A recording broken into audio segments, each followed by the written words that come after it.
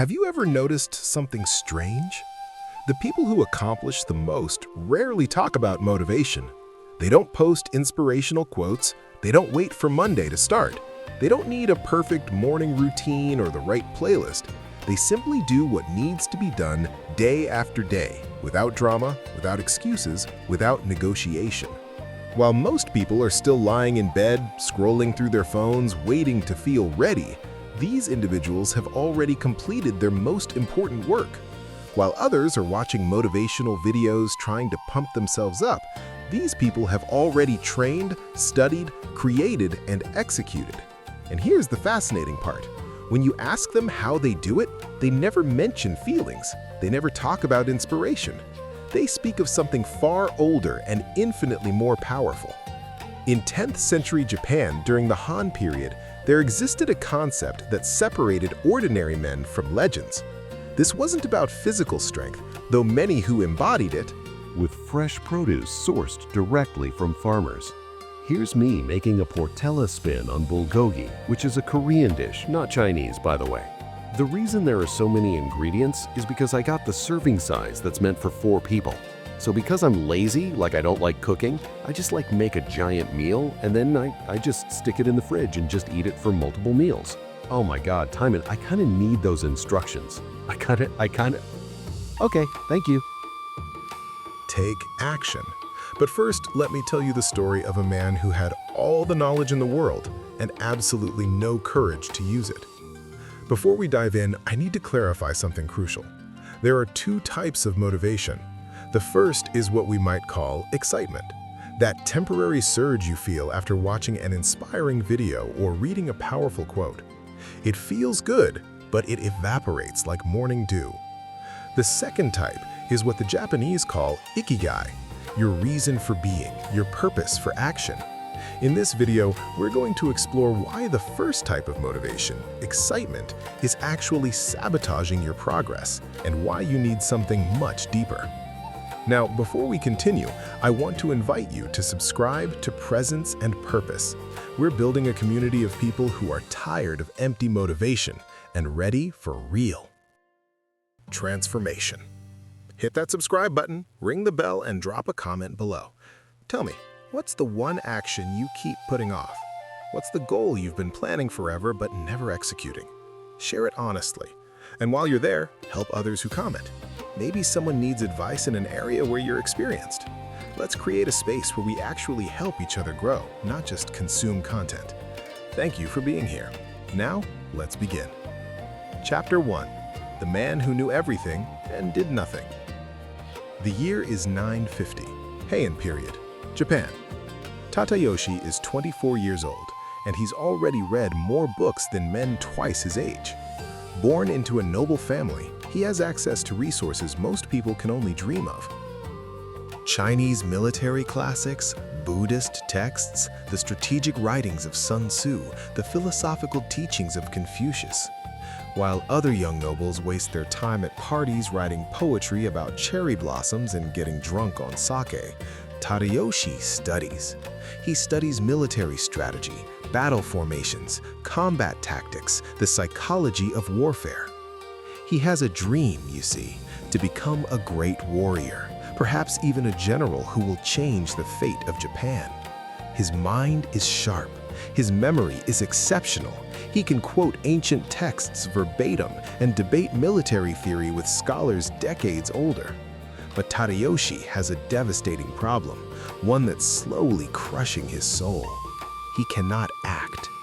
Every single morning he wakes up with grand plans. Today will be the day. Today he'll finally pick up his sword and train until his hands bleed. Today he'll push his body to its limits. Today he'll stop being a scholar pretending to be a warrior and actually become one. But then something always happens. He'll spot a new scroll on his shelf, a text about a technique he hasn't completely mastered, and his mind whispers, "How can I train without fully understanding the theory first? What if I practice incorrectly? Shouldn't I study this one more thing?" So he reads, he studies, he takes notes, he memorizes, and when he finally feels ready to take action, the sun has set. The day is gone. Tomorrow, he promises himself. Tomorrow, I'll definitely start. The household servants begin whispering.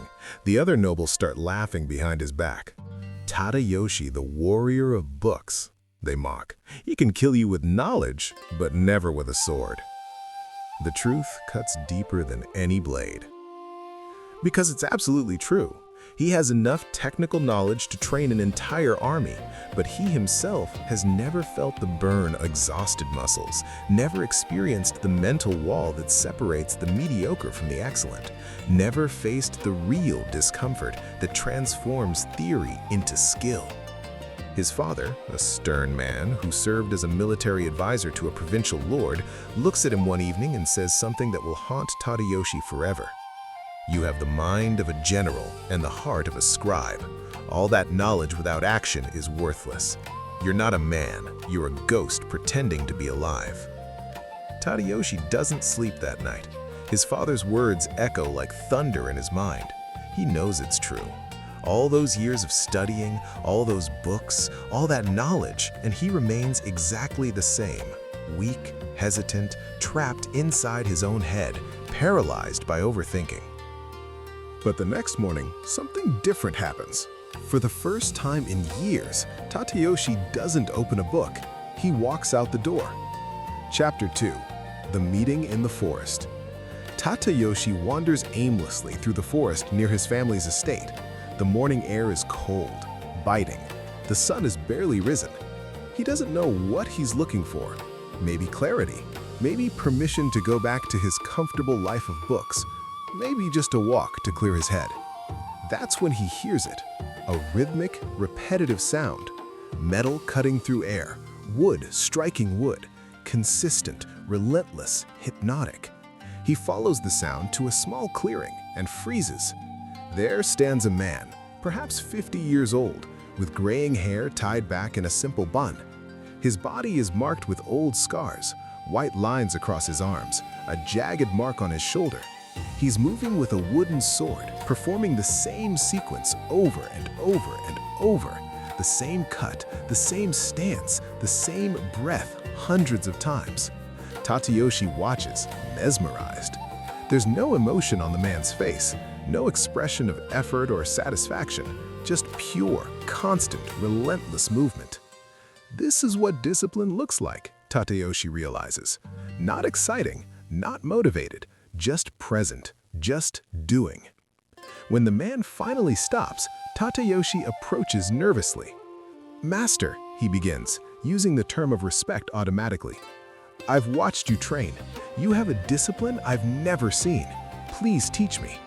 The man looks him over slowly, takes in the fine silk clothes, the soft, uncalloused hands, the posture of someone who's never done real physical labor. "No," he says simply, and begins to turn away. "Wait!" Tadayoshi's voice cracks with desperation. "I've studied all the techniques. I know Sun Tzu's Art of War by heart. I know formations, strategies, the writings of the great Chinese generals. I can learn quickly, I promise." The man stops, turns slowly.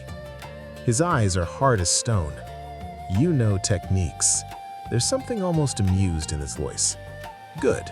Go use them yourself." And he continues walking. Something breaks inside Tadayoshi. All his pride, his identity as the educated noble shatters. "Please," he shouts, "I need to change. I need to become more than I am." The man stops again. This time, he's silent for a long moment. Finally, without turning around, he says, "You're going to give up." "I won't," Tadayoshi replies immediately. "Everyone gives up." "I won't." The man turns and studies Tadayoshi's face carefully. He sees desperation there. But despair is just another feeling, and feelings pass like clouds. Still, perhaps this young noble needs to discover this truth for himself. "Tomorrow," the man finally says, "before sunrise. Here. If you show up, I'll consider teaching you. If you don't ever come back." Tadayoshi nods fervently. "I'll be here, I promise." The man almost laughs. "Promises," he mutters, as if promises meant anything. Chapter 3. The First Test. Tadayoshi doesn't sleep that night. Every time he closes his eyes, he sees the man's stern face, hears his voice, "You're going to give up." He can't give up, not this time. He refuses to be the warrior of books anymore. He arrives at the clearing a full hour before dawn. It's freezing cold, dark. He waits, shivering, watching for the first rays of sunlight to touch the trees. The man appears like a ghost. One moment the clearing is empty. The next, he's simply there, standing silently. He looks at Tadayoshi with what might be surprise or disappointment. It's impossible to tell. "You came," the man observes. "It's not a compliment. I said I would come." "Words," the man murmurs. "Today I'll find out if you have anything more than words." What follows is absolute hell.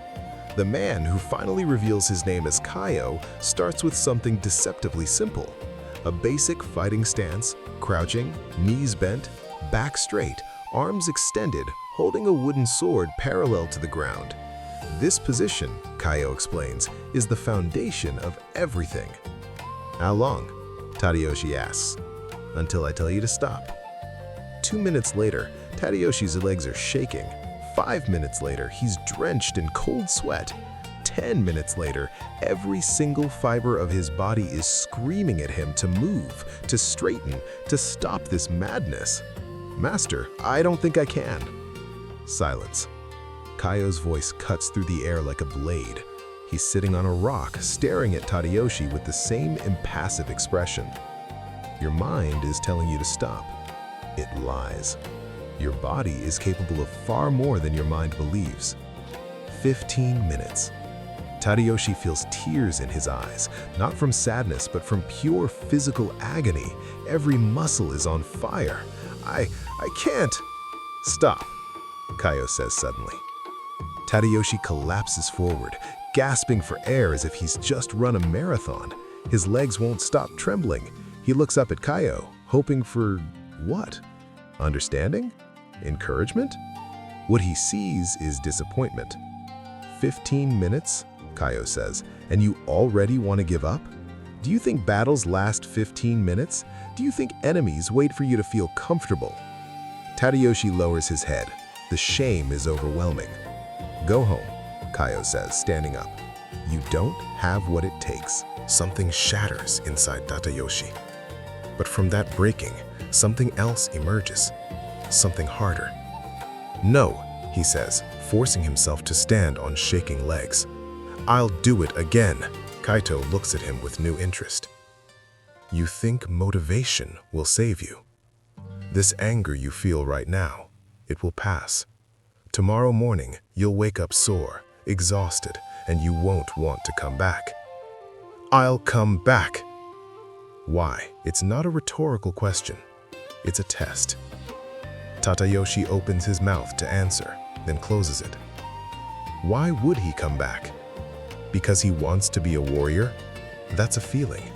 Because he's ashamed? That's also a feeling. And Kaito is right. Feelings pass. "You don't know," Kaito observes.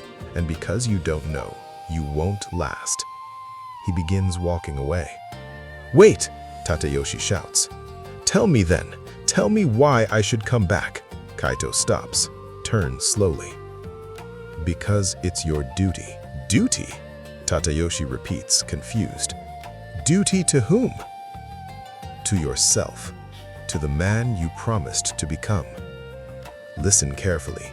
Motivation is a feeling. Duty is an order. Feelings change with the wind. Duty remains even in the storm. Kaito takes another step, then stops once more. We Japanese have a word for this. Yamato Damashii, the Japanese spirit. It's not about feeling like doing something. It's about doing it because it's who you are. Chapter 4. The second day and the first real lesson. Tadayoshi returns the next day. Not because he wants to. His entire body aches. His legs can barely support his weight. Every muscle protests with each step. But he remembers Kaito's words. Duty remains even in the storm. Kaito is waiting. This time, his face shows something different. Not approval exactly, but recognition. "You're back," he says. "I said I'd be back." Yesterday, you said it with emotion. Today, you say it with weariness. Which is truer? Tadayoshi thinks. Today, exactly. Yesterday, you were motivated. Today, you're fulfilling your duty. One disappears, the other doesn't. Kaito makes him assume the same stance as yesterday. But this time, before they begin, he explains. Yamato Damashii isn't something you feel. It's something you do until you become it. Let me teach you about what you studied in those books. As Tadayoshi holds the position, his legs already beginning to tremble, Kaito asks, "What did you study?" "Battle strategies," Tadayoshi replies through gritted teeth. "Tact, formations, the classics." "And that made you a warrior?" "No." "Why not?" Tadayoshi doesn't respond immediately, focused on the burning pain. "Because I didn't act." "Partially correct," Kaito says. "The knowledge you gain from Chinese texts is valuable. The classics teach strategy, they teach wisdom. But there's an old saying, knowledge is of little use without Yamato Damashii. Do you know what that means?" Tadayoshi's legs start trembling violently. It means you can know how to win every battle in the world, but if you don't have the soul to show up on the battlefield, that knowledge is worthless. Yamato Damashii is the spirit that turns knowledge into action. It's what keeps you moving when every part of you wants to stop. Tadayoshi's legs give way. He falls, 20 minutes this time, 5 minutes longer than yesterday.